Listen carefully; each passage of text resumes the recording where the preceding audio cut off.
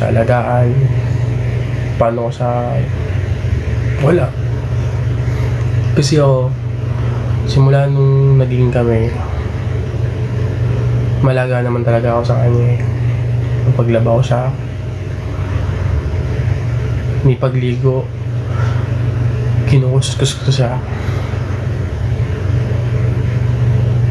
Ewan ko lang bakit gano'n. Na pagluluto ko siya, gusto ko, i-treat ko siya as a girl. Never ko pinaparamdam sa kanya na bakla siya. Never ko pinaparamdam na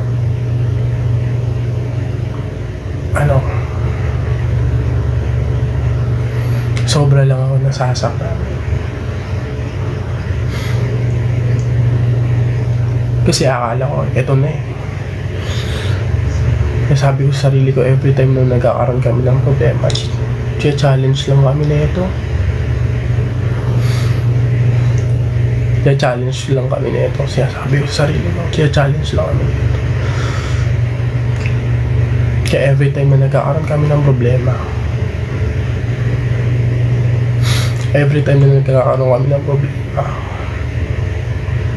sisimba ako. Iyaya ako siya magsimba. Sabi ko, Drea, simba tayo. Pag pumupunta siya dito, simba tayo. Hindi pwedeng hindi kami magsisimba na hindi siya pumupunta dito. Kasi alam ko yung pagod niya, alam ko yung stress niya na nararamdaman.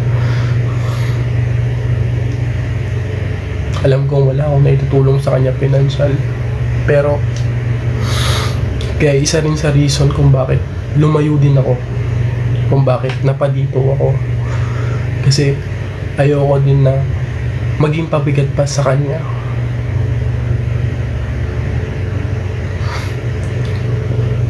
Pero yung kabaligtaran pala, nandito ako para tuluyan na palang mawala yung relasyon namin. Hindi ako nagpapaawa, wala akong pake sa inyo. Kasi hindi nyo naman alam yung nangyayari. Hindi nyo naman alam kung ano yung pinagmulan, ano ba yung punot dulo.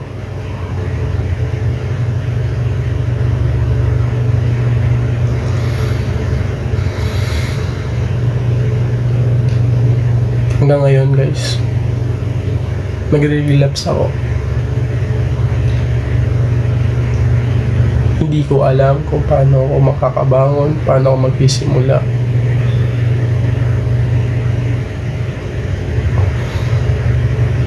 Kasi di ako mapaniwala na ganun lang yung mangyari. Di ako mapaniwala na ganun lang matutulungan yung mga yun. Alam kong mahal niya pa ako, napagod lang siya.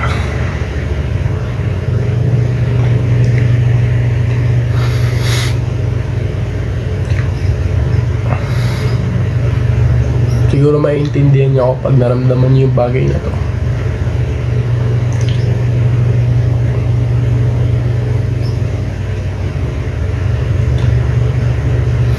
Wala akong pake kung anong sabihin niyo sa akin. Hindi kayo yung nagpapalaman sa akin. Hindi nyo alam kung anong kwento ng buhay ko. Madali lang magsabi ng move forward. Madali lang mag-move on. Sa inyo. Kasi hindi nyo naman hawak yung problema ko na meron ako.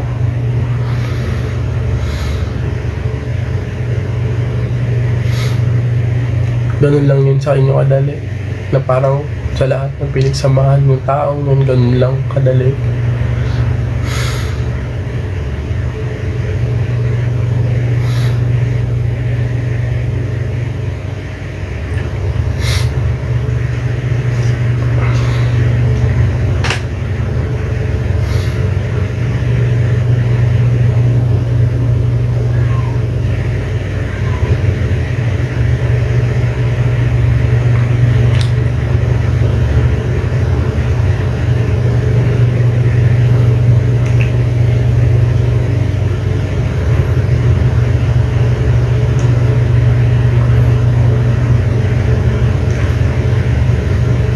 ngayon gusto ko mag-usap kami in personal and private.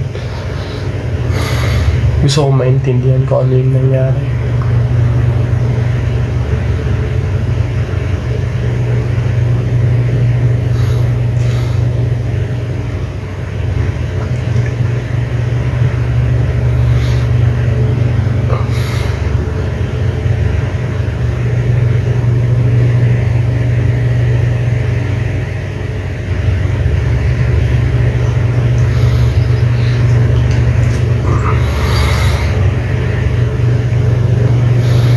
Nakakalungkot yung nangyari para sa akin. Nakakalungkot. Na everytime na parang gusto ko na magpakamatay. Baka dun makita niya pa ako. Puntahan niya pa ako.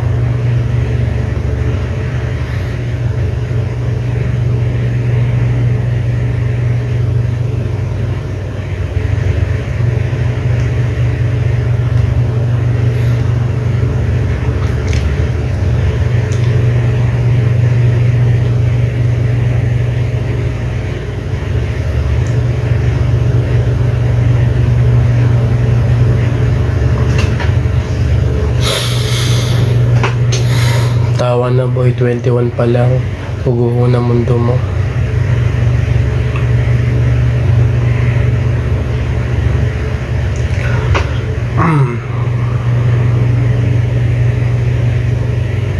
Sa mga hindi nakakalam guys, I have depression. Bago pa lang kami ni Andrew, nagte-therapy na ako, alam niya yan.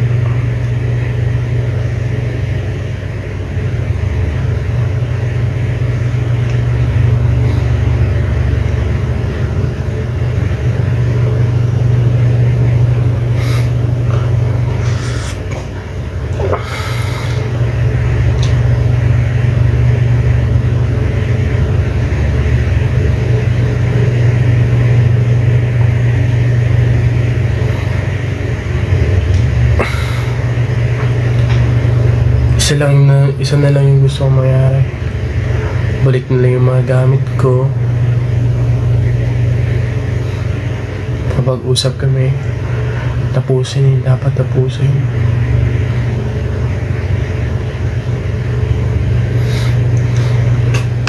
Doon ka nga, Cheng-E.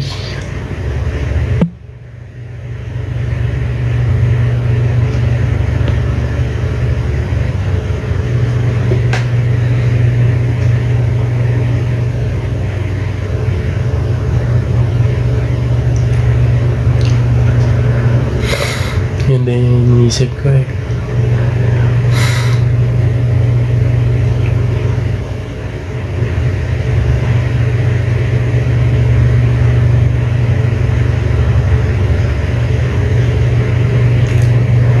Relapse God. Baka yun na talaga yung gusto niya.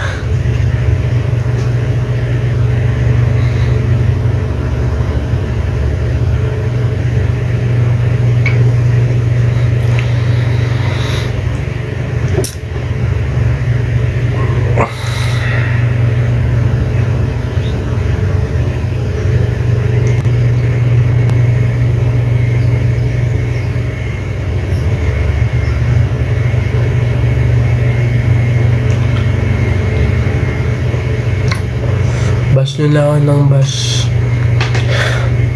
Deserve ko yun.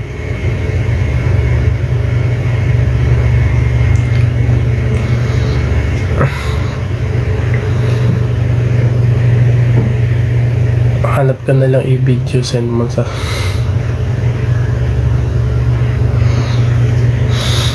yung TG ko na old TG ko na sa kanya kasi yung SIM card ko na sa kanya. Di ba magda-diet ko no daw yun, bakit parang walang changes?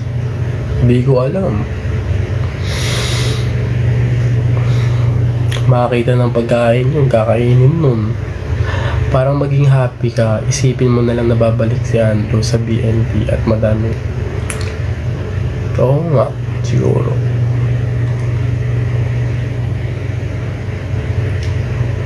Tapos ano,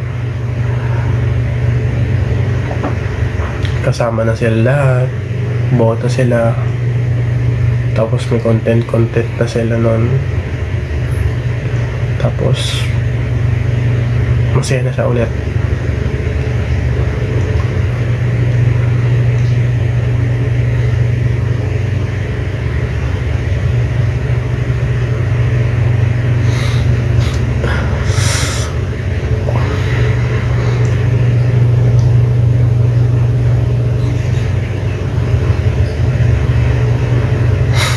Tatrabaho na lang ako. Ito ako magtatrabaho, may tindahan naman kami. Hindi ako magbantay niyan.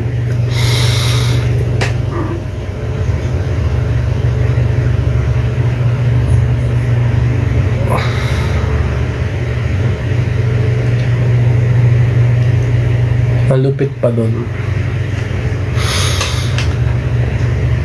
Mag-aabang na yung mga kaibigan niya sa kanya para i-welcome party. Welcome to the Impact Asset.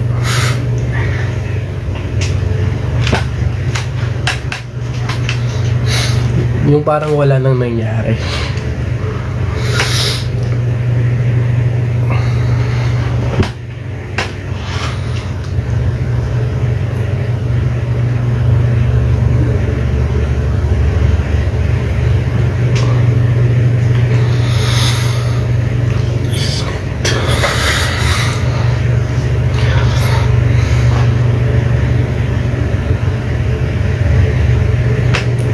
Siyempre wala ka na eh. Sa akin nyo na lahat isisi.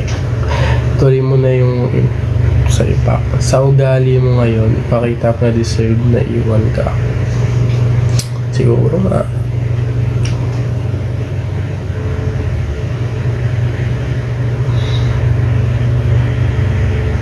Nung una, ako nakikipaghiwalay. Parang natauhan ako that time. Ngayon parang binalik sa akin. Aray ko.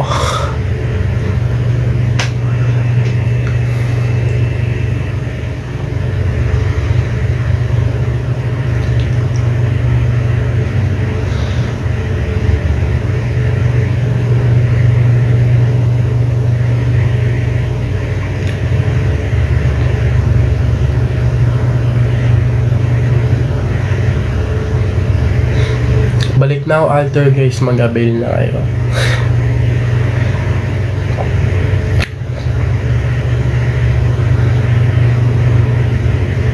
Sana lahat ng mga sinasabi ko about sa vlog niya, i-apply niya, kagaya ng editing niya.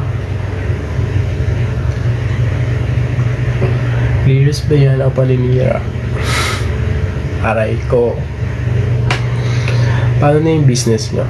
Kabay, Panyando,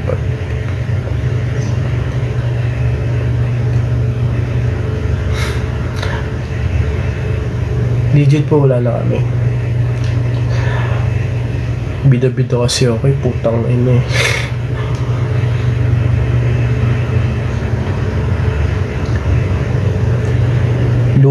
Oy, maglo na lang. Ano ba reason ng breakup? Long story. Gumawa ako ng story about sa breakup namin, pero parang naisip ko wag na.